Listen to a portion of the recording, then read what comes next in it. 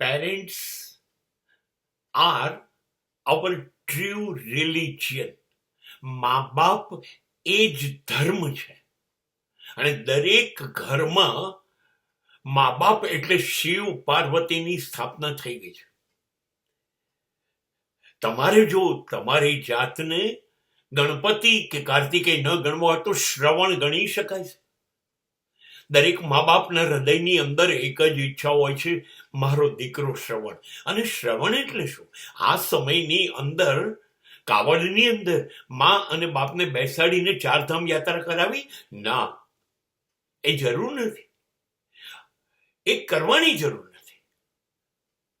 તમે દિવસમાં સવારે અને સાંજે 2 વખત તમારા માતા પિતાની યાત્રા કરો છો, એની પાસે જઈને પૂછો છો કેમ છો, એનું બધી જ બાબતનું ધ્યાન રાખો છો, એની આંખ ક્યારેય ભીની નથી થતી એ તમે ધ્યાન રાખો છો, એના હોઠ ઉપર કાયમ હળવાશ નાનકડું સ્મિત હોય છે એ તમે ધ્યાન રાખો છો, એ તમારી આવવાની રાહ જોતા હોય છે એ તમે ધ્યાન રાખો છો, એને તમારી સતત ચિંતા છે એ તમે ધ્યાન રાખો છો.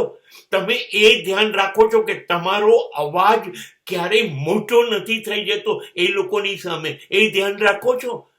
તમે એ ધ્યાન રાખો છો કે તમારી નજર એની આંખમાં આંખ મેળવતા નથી, તમારી નજર એના પગમાં રહે છે, તમારું સ્થાન એના પગમાં છે, એ ધ્યાન રાખો છો.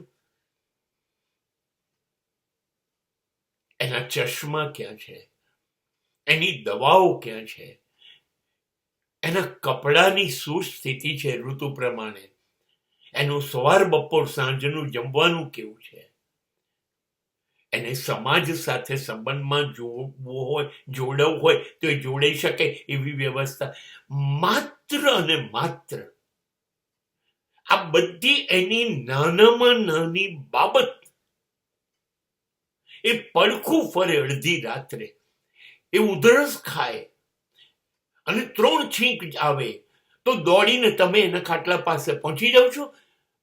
બાપુજી શું થયું? એનો દર મહિને મેડિકલ રિપોર્ટ કઢાવું છું. આ જો કરતા હોય તો સમજી લો તમે સાક્ષાત પરમાત્માને આ પૃથ્વી પર સાચવ્યા છે. તમારી ઉપર 33 કરોડ દેવતાઓ આશીર્વાદ વરસાવતા હશે. હવે કોઈની તાકાત નથી કે તમને દુખી કરી શકે.